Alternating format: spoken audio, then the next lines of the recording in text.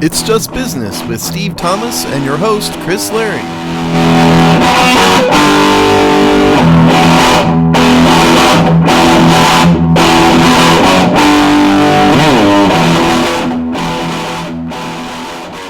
Hello and welcome to another episode of It's Just Business on the Hogstye Network, the show where we look at the dollars and the CENTS of the sports media business industrial complex.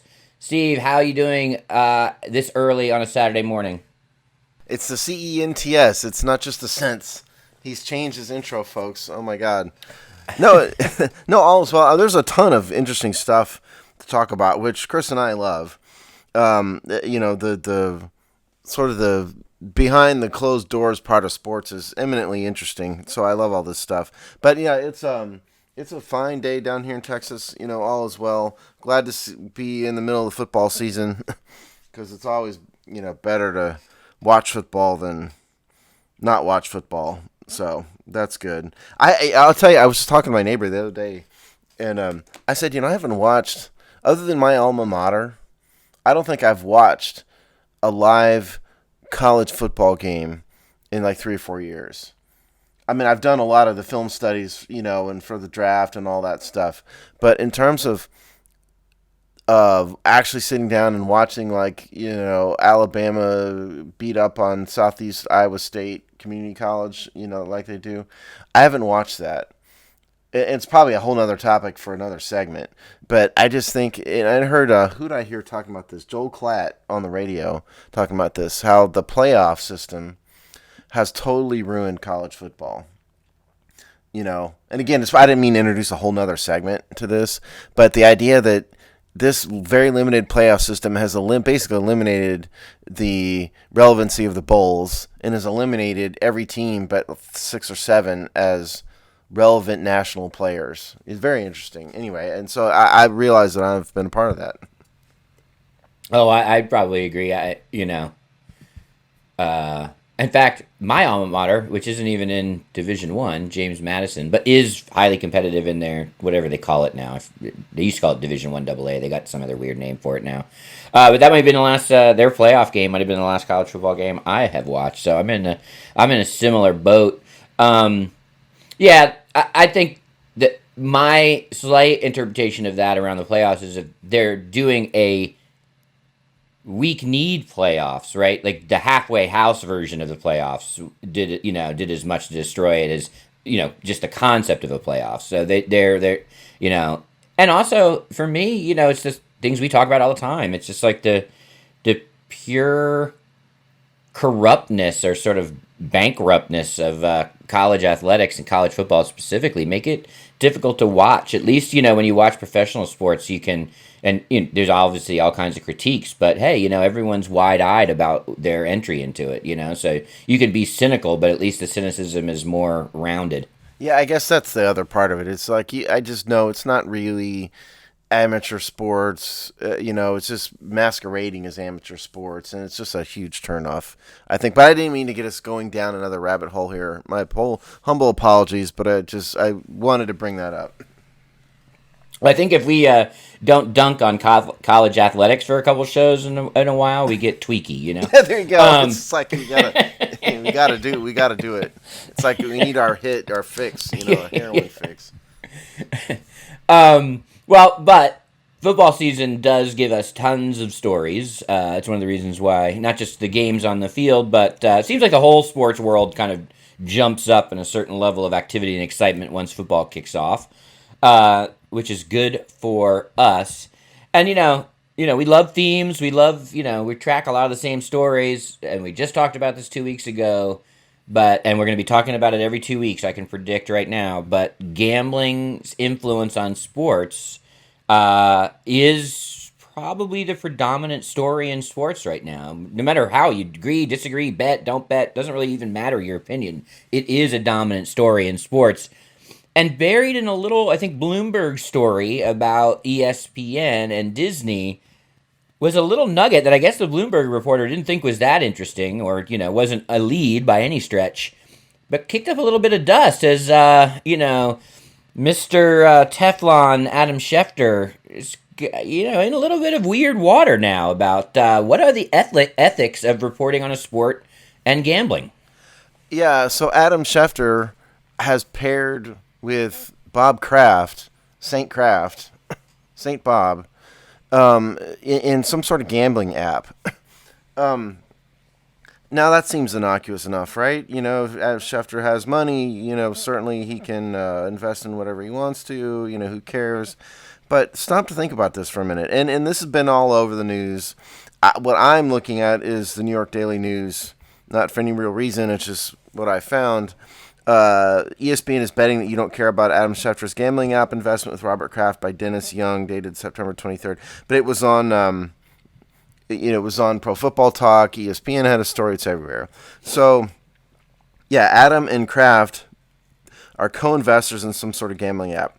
Now, the problem is, and it's not off the ground yet, obviously. The problem here is that Adam Schefter is reporting on football.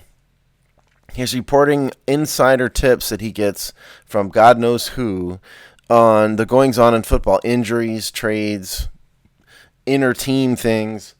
But guess what all that affects? Gambling. And so it's in my view, calling into question Adam Schefter's integrity as a sports reporter and as the lead ESPN's lead sports reporter if he has a financial interest in a company that benefits off of the things he chooses to say and not say. It's not wholly unlike CNN allowing Chris Cuomo to interview his brother and not disclose that he was advising him on the sexual harassment suit. It's the same sort of conflict in some respects. So I guess in answer to the New York Daily News's title question, I do care that Adam Schefter has a gambling app because now I don't know if I can trust him. Trust him in what he's saying because he has a financial interest in his own words. I find it. Let's even leave on the sideline. We'll bring it back in. We'll call him in the second half. But let's put on the sideline the craft part of it, which is just to me like another whole nother level. But let's just take this sort of core relationship. If I was ESPN, I don't see how they allow this. I mean, this is, I would say, Adam Schefter, it's his money. He can invest in whatever he wants, but he doesn't have to work for a sports reporting business where information and the belief and trusted information is a fundamental bedrock, essential aspect of their business value proposition. So I don't Adam can do what he wants. If I take it and look at ESPN, I don't see how them as an employer, and then by extension, the NFL as a key partner, can allow this to happen. It blows my mind. Now, do we think that Adam is going to put his thumb on the scale? I don't know. But the fact that we don't know is the problem, not the fact that he's going to do it or not. And so I don't see how you can allow this to happen. I don't see how ESPN can have a legitimate reporting philosophy and ethics. I don't see how the NFL can allow this to happen with a core partner. And even if you take, which we do it just as a default on the show, the cynical money rules all approach, this is deeply threatening to a giant revenue stream that the NFL has now accepted. Like, if you're going to take this money and you're going to make this, Faustian bargain, which, Godspeed, then you have to protect the edges, right? Like it's protecting your investment to keep these kind of things clean. And so we're months into this new world order, and they've already got the preeminent sports reporter benefiting from gambling, minutes into the whole deal. It just is like, well, then we're all validating Steve's biggest fears. And that, I don't see how these corporate entities invite that in immediately. Yeah, I don't get it either. I agree with you in that I think it calls into question the ESPN's fundamental integrity as a sports media outlet. Of course, I think they called their own integrity into question a long time ago. And frankly, I don't pay a lot of attention to ESPN anymore. But the point is valid. I don't know how ESPN can put someone forward as their lead NFL reporter because he is their lead NFL reporter, and even implicitly claim that he's unbiased when the very words that he says and the things he chooses to report, because nobody knows what's on his phone in text messages and but him, and nobody knows who he talks to but him, because they're all sources. The things he chooses to say and not say will affect the revenue of the gambling app. Think about that for a minute. And so what's trustworthy and what's not trustworthy? And yeah, no, this isn't like, nuclear fission here. It's just sports, but it's still a ton of money at stake. So I don't get it all. I would tell him, you got to divest yourself of this or you're gone. I think they would, if they want to have any semblance of a media outlet with integrity, they're going to have to do it. Now, whether they do or not, I don't think they do have a lot of integrity, so they probably won't, but they should. I would definitely say you can't do this. You got to move to another sport maybe and give up football, or you need to just get gone. Yeah, I mean, yeah. I don't even know who their leadership is at this point, but I'd call Adam in and I'd say, Adam, congrats, this might be a good investment for you. You're welcome to do whatever you want with your money, but if you continue with this investment, you can't work here. It's like the old, the bar's closing. You can't, you don't have to go home, but you can't stay here. Mentality. So you can do what you want, but that has consequences. And here's the thing: a lot of people out there listening are like, "It's no big deal. What do you really think he's going to throw a game one way or the other?" No, this is what happens. The house, which in this case is this betting app, right? They benefit from action on both sides. Winners and losers, they have some liability if they have too much money on one side, et cetera, but they'll come out fine in the end.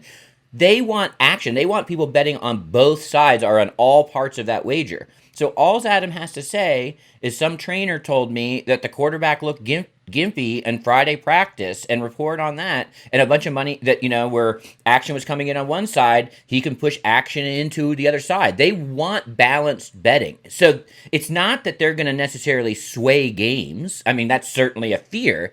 But the real fear is that his interest is drawing in bets on each side of the betting ledger. And so his reporting will drive action, both amateur and sharp. Yeah, now this calls back, for those of you who are Chris and I's age or older, remember Jimmy the Greek. And I was sitting here trying to remember, he got in trouble for some racial stuff, which is part of why they fired him, which is another story.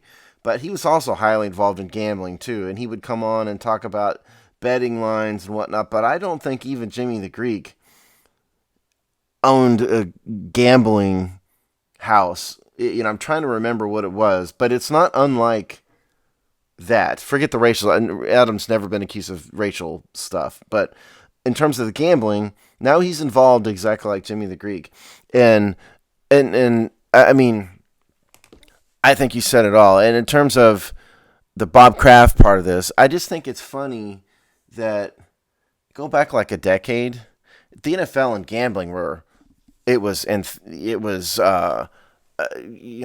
no way the NFL was ever going to get involved in gambling. That was the whole reason why they weren't in Las Vegas, and they were very concerned about it, and they were concerned about the shield and the integrity of the game. Now there's no standards at all. Now we have an owner, who owns a gambling app with the ESPN guy. You've got a team in Vegas. DraftKings and FanDuel are, integral core partners. They're talking about, buying ESPN's talking about buying, all this gambling technology. The NFL's in bed with it. There's like no standards at all. It's like street drugs have become legal. There's your analogy. Basically, it's Seattle of sports now. So the Bob Kraft thing 10 years ago, the NFL never would have let him do it, and now it's who cares? It doesn't matter. But in terms of Schefter, I just don't. It's just mind-boggling to me that ESPN would let this happen. Maybe they won't. Maybe we'll see. Maybe he did this totally on his own and didn't tell anybody. It's really unclear, sort of, how it happened. So we'll see. But I think it's damaging ESPN's core reputation as an honest, unbiased sports media outlet. Yeah, and he's not Jimmy the Greek, right? And Jimmy the Greek probably had ownership, but it was probably in the Probably the guy on the illegal corner. bookie side. Yeah. Yeah. But anyway, who cares? But he's at least Jimmy the Greek was branded for what he was, right? I'm giving you odds. I'm giving you picks. I'm a gambling insider. Yeah, he's Jimmy the Greek, for Christ's sake. So like they're very different. And what I really call into question Adam's personal ethics. Like, and I know this is a dumb question, so you can laugh as I say it, but Adam, how much money do you need? How much is your reputation worth? You've built an immense career, and a career based on basically secret sources, which is a legitimate journalistic practice. I'm not here to ride against that, but doing something like this puts your personal ethics. It calls into question who those sources are and what their motivations are. It's a house of cards. So just now, hey, if you're bored with sports reporting and I want in on this new world order, then freaking man up and quit your job and go, be a career changer. Go flip all that knowledge into getting into the gambling industry. Fine, but make a choice. Yeah, exactly. Make a choice. Man up. You can't have it both ways. Yeah, because don't forget, for those of you who don't remember, because you're younger, Brett Musburger was CBS's lead sportscaster. He was the modern day Troy Aikman, who's the guy he pairs with. Anyway, Musburger gave all that up and bought into gambling in Vegas, and he's into sports gambling now, and so he did the right thing and gave up his sports reporting career, or his sports broadcasting career, which he's entitled to do, and good for him. I hope it works out for him. But Adam Schefter is trying to do both things simultaneously, and it lacks integrity. I think it speaks poorly of Schefter as a professional, and it calls into question to me everything he says from this point on. Totally agree. And ESPN and Schefter himself like to sort of, his squeaky clean reputation. And be clear, he is their top NFL reporter. How often do you see John Clayton or Chris Mortensen around anymore? So I don't think either one of them are even on ESPN, the mothership, anymore. No, he dethroned both of them. So they were getting older, and that's some of that's cyclical, but he took over. So, and they have a very squeaky clean image for him. Unlike a little bit, what's the guy on Fox, their insider, that is kind of really involved with a lot of the players. The UFC guy? Yeah, what's his name? Hold on.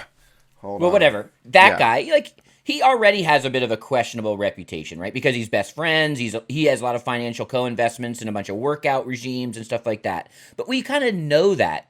Schefter, they frame him as a legitimate reporter whose beat is the NFL. Now, this is a guy who did not Glazer. Jay Glazer, right? Yeah.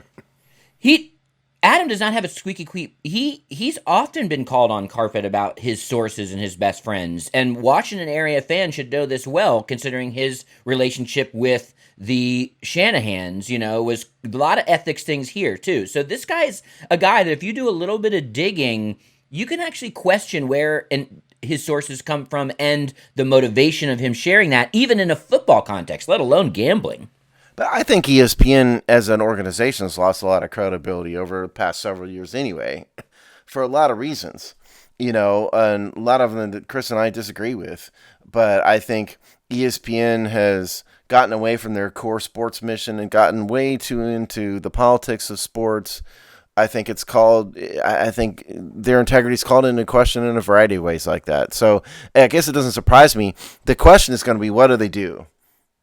If Chris and I agree, that means it's a pretty strong position. See, Chris and I are on this show because we don't agree on a lot of things, and that makes for an interesting dichotomy of opinions, okay? If we agree on this, that probably means it's a pretty strong position. So what is ESPN going to do? What do you think, Chris? I'm gonna make a bet here that I think ESPN does absolutely nothing and completely ignores it and doesn't say anything. As much as I would love to sort of take the other side of that bet and even defend ESPN a little bit, I can't. I think it's fait accompli that they're going to do nothing. I think it's already decided, So I don't, there's no chance they take action in this. I think they're surprised. Like I said, like the original Bloomberg article that's just sort of a general piece about ESPN and, the sort of state of ESPN to a degree.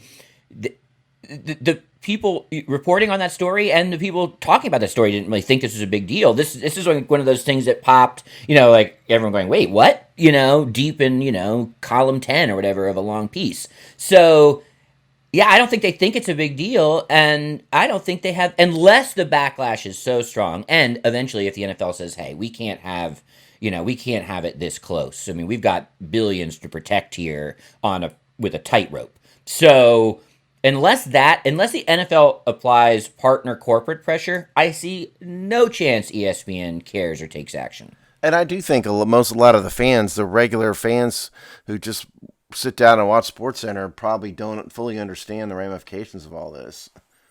Because nobody's explaining it to them. ESPN certainly isn't going to have some disclaimer. They're not going to put up a byline every time, a disclosure. Adam, Mr. Schefter has an investment in Kraft Schefter Gambling or whatever it's called, which we don't know what it's called yet.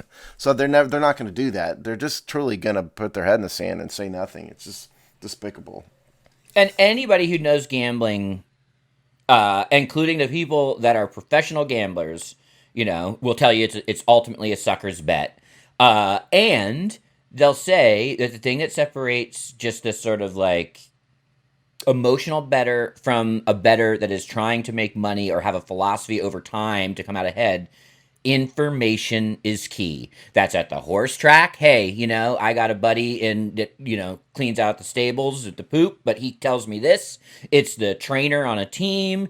It's the guy at the end of the bench. It's the fourth assistant coach. Information is that razor thin margin that makes people, highly successful bettors who will still lose more than they win, and, just your regular rube. And so what does Adam Trek, what is he, what is his business? Information. That's exactly right. It's a direct and immediate conflict. And just to wrap the segment up here, I kind of mentioned the Bob Kraft angle in general, but do we think the NFL is going to do anything about Bob Kraft, owning a gambling app? No, of course not. Because Bob Kraft is running the NFL along with 3 or 4 other owners.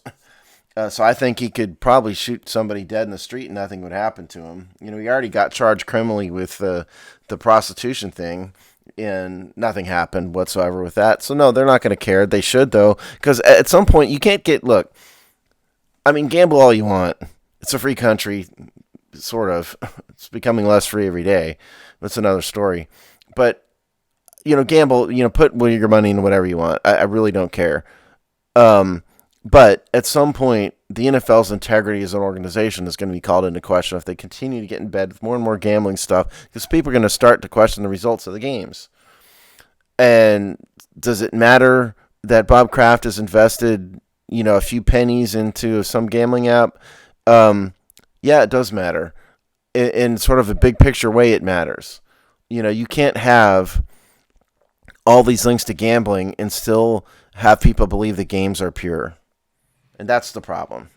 Yeah, and the marriage of an owner and a reporter to benefit off gambling, too, is a whole other level. Think that, now we're getting pretty nuanced about who, when, how, why information is flowing. Yep. I mean, what if Bob wants to influence the line on the Patriots to benefit himself in the gambling app? So he's going to feed Schefter some information that may or may not be true to move a line one way or the other, so they both can make money, and we'll never know. And the NFL, the NFL's got a lot of hubris, right? It should be the National Hubris League, but I like that. I think we just found a title. Yeah, but why? Listen, why jeopardize your billions here? Like the fact you said it earlier, but they went from like Salt Lake City to Tijuana here. Like have some firewalls. If the money is this valuable to you, protect it for heaven's sakes. I love that. Went from Salt Lake City to Tijuana. It's so accurate. Oh God, that might be one of the best analogies we've ever had. Yeah. I can't improve on that at all. You're 100% right. I can't improve on that. So we guarantee that these stories, gambling in sports stories from all angles and from all vantage points will probably pop for shows to come. Um, so if we stay in the National Football League, uh, Stan Kronke or the Kronke family or and the badminton franchise that is the Rams between the St. Louis and Southern California regions is heating up a little bit. And, we've often bemoaned in the past about not being able to see inside books and see inside the dealings of these different sports entities and franchises, but we may just get a look. Tell us about it, Steve. Yeah, so I found this. We found this on Front Office Sports. Court rules NFL owners must reveal financial data by Justin Byers, dated September 23rd, 2021. That is the source of this. So I think everybody knew that there was some bad blood between St. Louis and the Rams when they left Los Angeles, or when they left St. Louis rather, to move to Los Angeles. You may not know that there's an active lawsuit here going on, and the lawsuit is between St. Louis, the city, and then the county, which I think is it St. Louis County. I'm not sure the name of the county. And then the St. Louis Regional Sports and Convention Sports Complex Authority. Just briefly, what that is, when you having done stadium developments and stuff, when you build a stadium, something like a stadium, usually it's a pairing between the county and the city, and so they form this quasi-private entity, in this case called the St. Louis Regional Convention Sports Complex Authority, that's owned by the city and the county, and run by the city and the county, but that's how they manage the stuff. So it's really a quasi-governmental entity. So anyway, they sued the Rams, claiming a loss of tax revenue of more than $100 million. This thing has reached the Missouri Supreme Court now because, as a part of discovery, the St. Louis side of things are asking for financial information from the NFL committee that facilitated the Rams' relocation, to quote the story. This involves Stan Kronke, Jerry Jones, Robert Kraft, John Mara, Clark Hunt, and the former owner, Jerry Richardson, who left, if you recall, in Under the Dead of Night, under the shame of various sexual misconduct-related items. So, but that is the group of people who run the NFL. Jerry Jones, Bob Kraft, John Mara, Clark Hunt. Throw the Roonies in there and you got everybody. So why this is important is because the NFL the NFL ownership has jealously guarded its finances. The only entity that it is public is the Green Bay Packers.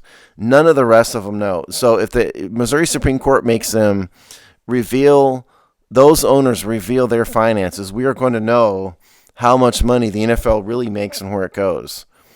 Because ultimately, we'll know through the sources and uses, if you will, of the finances. Of the finances of those owners. So that's a very big deal, and this has happened. Okay, this has been ordered. They have until September 28th to produce their financial data under penalty of the court. So we may just know in a month, assuming there's not a confidentiality order from the Supreme Court, we may just know the true extent of the NFL's finances in less than a month. In a couple days, it's already the end of the month, in like a week.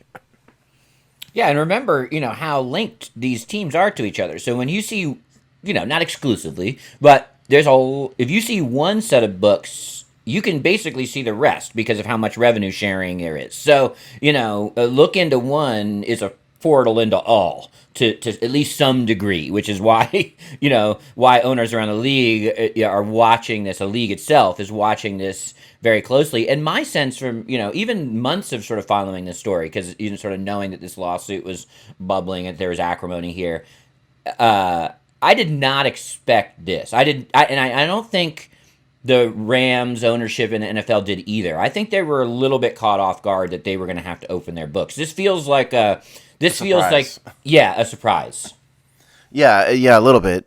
Yeah, but there's a reason why they took this all the way to the Missouri Supreme Court. because they really don't want to do this. Because don't forget, if you go back to 2 CBA negotiations ago, not the one that just happened 2 years ago, but the one before that, the Players Association made a big push to get the NFL to disclose its finances. Remember this? Yeah. And the NFL really fought against it because they do not want the general public to know the enormous amount of money that they're making. And they don't want the players to know the enormous amount of money that they're making because the NFL isn't sharing all its revenue with the players. Because don't forget, there's a whole ton of revenue that's excluded from the salary cap computation. So it's not an equal split at all. And so the NFL doesn't want to know that. And I don't think these billionaires want the public to know how much money they're really making because it makes it really hard for regular people to relate when they're making tens of millions of dollars every year on this stuff, on their money. So I don't think the NFL wants this at all. I'm very excited to see this. So I really want to, if we get a hold of it, I want to be able to dive into the numbers and really look at all of it. Yeah, and also there obviously was, this whole yo-yo between Southern California. Because remember, the Rams were in Southern California first. They weren't a St. Louis native franchise. So, there's a lot, just at the intrigue level, like how this franchise has gone back and forth. And remember, this is the crown jewel, or at least number 2 in that list of NFL stadiums right now is the SoFi Stadium, right? It's the Super Bowl host, I believe. Because the number 1 would be the Meadowlands complex, I would think. No, Dallas probably. I think the Jerryland. Yeah, that's true. Yeah. So the NFL, and that's the house that was built for the Rams. They let the Chargers in because they're nice or whatever. But it's the Rams Stadium from all intents and purposes. So this has a lot of implications. It also just shows you how much backroom dealing it is and where these franchises go and where they want them. There's a lot of intrigue here, financial and otherwise. And for you geography nerds that we're gonna be annoyed with this, the county seat for St. Louis is Clayton. There you go. Who knew? I bet you didn't know that, did you? No, Google's my friend. Yeah. No, yes. So it's, again, if you go back to the prior CBA negotiation, the NFL owners actually conceded some things to the Players Association in order to not have to disclose their finances.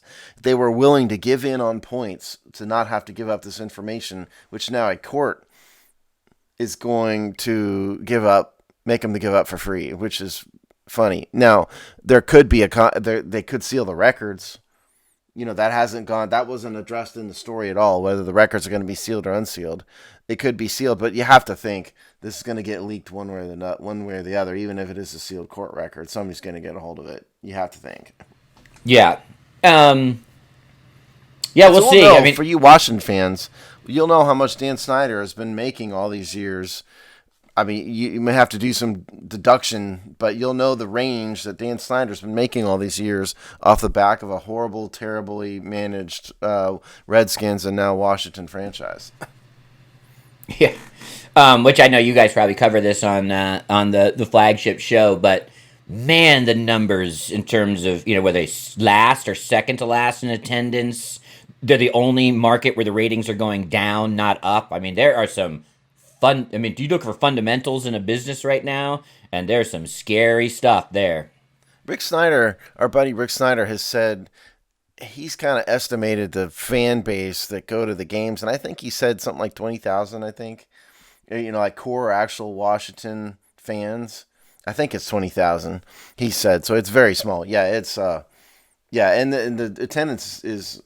They're not selling out these games even this year, folks. No. So, but to get back to the story, I think you all should. This is a very important story. This could, if these finances just get disclosed in the public record, which it could, I think that's going to be a huge sports story. Gigantic. It might be the biggest story of the year. What is the NFL? What are the NFL's books? What do the NFL's books really look like? If that truly gets disclosed, there'll be endless amounts of talking about it, including on this show. Yeah, who doesn't want to see inside the king's robes? Yeah, exactly. Because I have a feeling it's going to be a lot bigger and a lot more extensive than anybody realizes. For Because sure, look, for sure. a monkey could run an NFL team. You could put your, we could put your daughter, Chris, in charge. I'm sure she's a smart girl, but she's still a girl, and she could run a team and make money. You Yeah, could. no, It's it's set that up that easy. way. Yeah. What's that? It's set up that way. Yeah, That's it's the set up. design. Yes, you could do almost nothing and come out way ahead. So I'm very interested in this story to see what happens. Yeah, no, it feels like one of those procedural stories, but to me, it was a real moment about, oh, where is this going to go, right? Because the judge could have kind of quietly made this a non-story, but decided not to, for sure, for sure. Now, you talked about CBAs, you talked about labor transparency, strife, the revenue sharing in a sport, and The Athletic did a long form piece looking a little bit about setting the stage for us in what is probably a pretty acrimonious labor battle coming up in Major League Baseball. Are we heading towards strike? Are we heading towards the league destroying itself again? It sure seems like it, doesn't it? It really seems like it. So the story that, if you want to read this, the Athletic being the Athletic, it's kind of hard to find, but it's called "How We Got Here: The Decisions and Changes of the Last Decade That Brought Players and Owners to a Looming Fight" by Evan Drelich, dated September 23rd. So this is a very long story, so get your popcorn out when you read this thing, because it does a very detailed deep dive into the history of the Major League Baseball and Major League Baseball Players Union negotiations dating back 10 years or so. We don't have an hour to dive into this. We've got like 10 minutes, 10 or 15 minutes for this. So this is kind of a short version of it. But if you go in the Wayback Machine back to 2011, the prior commissioner, Bud Selig, is in charge. Now, Bud, I think everybody knew this much. Bud was simultaneously the owner of the Milwaukee Bucks, the Milwaukee Brewers. So a lot of his priorities were to benefit the Milwaukees of the league, meaning the small markets as compared to the big money markets like Boston, New York, Los Angeles, etc. And the story dives into some of the things he did to benefit the small market teams. Some of the CBA negotiations were intended to benefit the small market teams. For example, the way that the draft, the caps or lack thereof on the offers that can be made to draft picks, the compensation for free agents being let go, a lot of things that Bud did were geared to help the small market team, which was his personal priority. So, but what the story really is about is how we've gotten from a point where the Major League Baseball Players Union was the uneducated whipping boy of the Major League Baseball to today, where apparently, according to this story, there is, to quote somebody, 100% chance of work stoppage here. Now, the CBA expires in December, which is why we're talking about this. So it's coming up soon. But if you go back to 2016, the analysis was that the owners really won the day because it was sort of a status quo type of negotiation. The owners want a salary cap, because as we said before, the salary cap is designed to benefit the owners, so it gives them an excuse to not spend money. The players do not want a salary cap. Well, there's not a cap, but there are owners penalties, that keeps most of the teams not named Yankees, Red Sox, Cubs, Dodgers. I said Red Sox. It keeps all those teams from spending, and it has had a direct impact on free agency. Now, the other thing that the story goes into is that the public and the insiders viewed the Players Association's desires in 2016 to be not what's important. They mentioned in this article about how the players were negotiating how many people could be in a seat on a bus and things like that are totally irrelevant. Um, and they did make those proposals. They made a lot of other serious proposals, most of which were rejected. And so the players now are sort of wise to this, and so it's making both sides believe almost to a certainty that there will be major strife. And certainly we saw a taste of this, right, Chris, last year in the coronavirus negotiations, which went terribly and cost the league games because they couldn't agree. That's what we're going to see. Thoughts? Yeah, I definitely. It's so fascinating, and I can't believe they might shoot themselves. I mean, you could make an argument that they have still not recovered from the work stoppage, no World Series year. Now, obviously, it's been a while, and That goes you know, back to blah, blah, blah. 94, 95, Yeah, by the way. We're talking 17 years ago or more than that. 20, more than that. 27 Yeah. years ago. Yeah. So now I guess you could make a case that they came back to a degree, but I think they lost something they might never have gotten back. I think it's what made them more of a regional sport. I think it helped knock themselves off, at least even just the kind of historical, cultural importance of baseball. Because I think the football had already kind of eclipsed it at that point, or was close. But they just never recovered in some fundamental ways. So I cannot believe it. A second work stoppage, that has any kind of length will just really wipe away a lot of people caring, I think. What's fascinating to me was just, I think you're right on two things. One, this article really goes over that the status quo, as they were calling it, CBA of 2016, has been a bitter pill for the players since. So they're, the rank and file of the players union has been angry since that one signed. So this is a smoldering issue, and I completely agree that how the COVID negotiations, because remember, in all the other leagues, that was fairly smooth. This is always a negotiation, but like nobody had the how, if, when protocol debate that baseball did in returning, right? The other leagues just kind of went into the back rooms, figured it out, said, hey, here's how we're doing it. Baseball, it was in the press, it was people talking, it was, drawn out. So we did see that was the preview, right? So if you want to really look at this issue, go read the articles and the acrimony from there to kind of get that sneak peek. And one thing I found fascinating in this article was just how, with their pants down, the union was in 2016, and they really do a good job of, they had a talent gap basically leading the union in 2016 for a variety of reasons. People retired, Don Fear, who was the real, kind of sledgehammer for them back in the late 90s during all that, moved on to the NHL. Tony Somebody Clark. died. Yeah. So Tony Clark was brand new. So they had, they just were not set up from a leadership position at the union to get a good deal in 2016. And, I think they've been sharpening their spears and swords since then, quite frankly.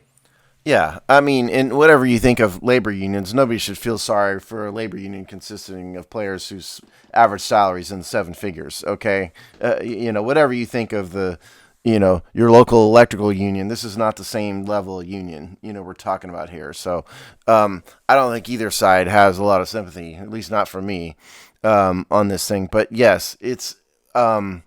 I think the players are now wise to the fact that, in their view, they really got taken advantage of by the league because of the inexperienced people they had negotiating those points.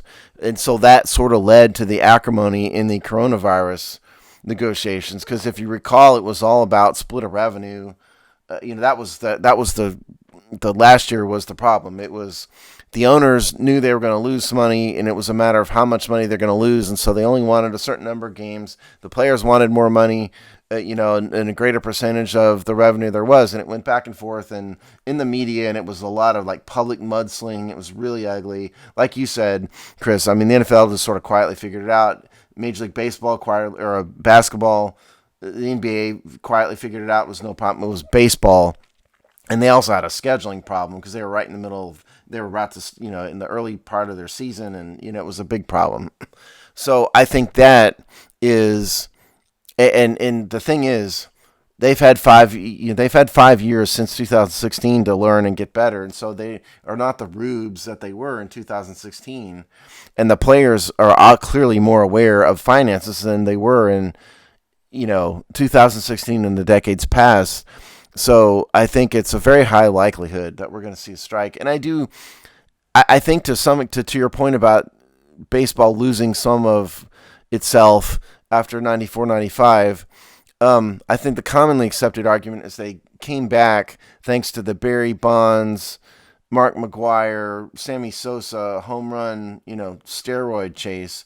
But yes, I do think they didn't come all the way back really, because back then it truly was America's sport. Football was football, but baseball was America's sport. And it's not really that anymore. And there's I think there's a lot bigger gap between the haves and the have-nots in baseball than there is in football and there was before. Because you got like the Baltimore Orioles payroll is like $18 million, which isn't even the left side of the Dodgers infield. And that's their entire payroll. And there's there's several teams like that. 3 or 4 the Pirates are down there. And so there's the haves and have-nots I think are greater than it was before. And I do think the regionality of the sports stems in some loose way from the destruction of the reputation of the league back in 94, 95. And certainly if they have another very acrimonious labor negotiation that bleeds over into the regular season, then it'll be damaged. They can fight all they want in the offseason. Nobody cares. If they lose some training camp or spring training, nobody's going to care a whit about that. But if they lose a lot of regular season games, it's going to be a serious problem. Now, I think there's the chances of that happening seem to be fairly high, right? I would say that's what if you look at all the fundamentals and key indicators and trends and all that, now everyone can smarten up to some degree and realize, the brinkmanship they all might come back from, because it really is a brink. So, you always hope smarter minds prevail, and all these sort of warning signs and key indicators end up, being tripped early enough to get everyone to get their act together and solve this. And I totally agree. The key in whatever it was, the mid 90s strike, 95, 96 was, no, I guess it was a little later than that. But it was not, yeah, go ahead. Was the loss of the World Series, right? Like, if you think about Americana, if you think about baseball's place in the culture, counting on a World Series happening when it does and being part, just like counting on Thanksgiving and, these other kind of beats of the calendar year, that was deep in the fabric. And so I think the key was that year, the symbolism was losing the World Series. And, the world moves on, right? Like, how can we not have a World Series? That's impossible. Well, guess what? Everyone still wakes up the next morning. And when more and more you get people realize that, I think it's why we saw a little bit, through the pandemic, the sort of the loss and interest of sports to some degree. It might be coming back. But, when people realize that these things aren't, essential to live, that the world goes on when these things do not happen, it changes fan bases. It changes, who's paying attention. And I totally agree. If they lose, spring training, maybe even if they delay the start of the year, but then they have a CBA that's 6, 7, 8 years and everyone can take a breath, it's not going to be but if this carries on, you start looking for those markers. If we hit the dog days of summer and there's still no baseball and there's no, all-star game, and then, those are the things where it's just like, once you erase those things and people move on, it's very difficult to get that mind share back. Yeah, and that was 94, 95, by the way, was the year that happened. Not later. But, see, I tend to think that there's less of a chance they're going to lose a significant part of the season than maybe some others, because all of these sports, this isn't necessarily the case in real unions, but in the case of sports unions, it's billionaires fighting millionaires, right? Because the owners are billionaires, the players are millionaires, but the players typically aren't very smart with their money, and usually, like the Mookie Bettses of the world will be fine, and their great-grandchildren will be fine. It doesn't really matter. But your average player out there, can't afford to just give up an entire season of their career. And so typically what happens in these CBA negotiations is that the players usually roll first because the billionaires will be fine. They can hold out a lot longer. They can hold out forever. Whereas the players really can't. And so typically the players cave, and that's certainly what happened in 2016. And I tend to think that's probably what will happen this year also. So my personal opinion is that there's less of a chance than maybe some others think about them losing a huge part of the season just for that reason. Yeah, I mean, it's always. I mean, that's where, and this is pro sports unions and owner fights. Yeah, I mean well, I I'm guess not it's talking actually about real unions, so I'm talking but about I guess just any of sports. lost wages is the leverage that all owners management have in these kind of. I Yes. mean, that is the key leverage. But yes, but in when you're talking about more traditional labor versus business negotiations, the businesses can't afford to lose tons and tons of revenue either because they got to Right. declare bankruptcy. Here, these billionaires could just close the Major League Baseball entirely and they'll be fine. Yeah, If it's they not their never number one industries. Most of them. It's not their number one business. right, and so there's that same leverage, that same duality of the income is not really there in the pro sports negotiations because again, these billionaires could retire and they'll be fine and they don't really need this. Whereas if you're going to fight with like GM, well, GM was in bankruptcy if I recall. Yeah. Thanks to one of these labor negotiations in part. So they can't really do. It's not the same leverage. So I tend to think it looks bad now, and they may lose a little bit, but at the end of the day, the players are going to want to play, and the only way they're going to do that is to give in on some of these points. Now, just briefly, we mentioned this, but a big part of this, there's a couple things. The owners, if you gave them truth serum, will want a salary cap. What they have is sort of a soft cap, what you would call a soft cap, which is there's a revenue tax above a certain point. The players don't want that because the players want people to be able, their members to be able to get free agency contracts. Because remember, free agency has been way down for several years.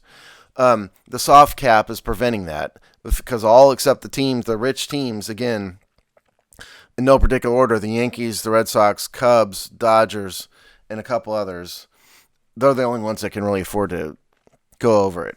The players want it as high as possible. The owners want it as low as possible because they want to pocket the money, so that's a part of it. And then the other part of it is the amateur system, the international system, but I was trying to say international system. There's no real rules on that, and that impacts player signings, whatnot, too. So the players want more regulation on that. The owners want less. So those are some of the points. And then the free agency compensation is another one. If a team lets a player go in free agency, they get compensation back. How much they get back affects what teams are willing to do, and that impacts the players. And so that's a negotiation point. Yeah, no, that's one thing about makes football a little easier is just because everything's simpler. There's revenue sharing, so what's good for one is good for all. That means that it maintains some level playing field about competitive balance. You've got a talent pipeline that is like overly simplistic, right? You go to college football, there are rules when you come out, then you enter the NFL. Baseball and hockey, these sort of minor league driven so especially now in international context is wildly complex. It's a much difficult thing to manage Major League Baseball's talent pipeline and the equity and fairness there than it is football. So there are some complexities here that make this very difficult and give the players some areas if they're smart. It's not about how many people ride the bus. Those are the concessions, the pipeline issues and those things. If they really want to, even if they don't get some of their big wins, those will be the wins that actually do impact their rank and file year after year. So hopefully they're smart enough to get some sort of mid-level wins in those areas. And you're right. We've talked about on this show, I think every spring or, ex winter, we talk about the cold stove league, right? About, where these free agents just aren't moving. And this is now a year after year trend. And those are the kind of things that the players obviously sit up and notice. Yeah, and there is actually is a little bit of revenue sharing in baseball, but it's very small. It's nothing like football. I don't want people out there to think there's none, because there is a little bit, but there's definitely haves and have-nots, because the Yankees, Red Sox, Dodgers, Cubs, they keep their revenue for the most part, and the Milwaukee Brewers of the world don't. Have much less. It's the NFL. It's all split basically equally. The only thing that's different is the local ad revenue, which thanks to Jerry Jones, everything else is basically split evenly. So that's why, like I said, you could put a 10-year-old in charge of an NFL team and it would make money. That's not the case for Major League Baseball teams. And even teams like even the Yankees, the Steinbrenner kids are a lot less willing to go over that luxury tax. So that even the ones that can aren't necessarily. It's not a given that they blow through the tax anymore.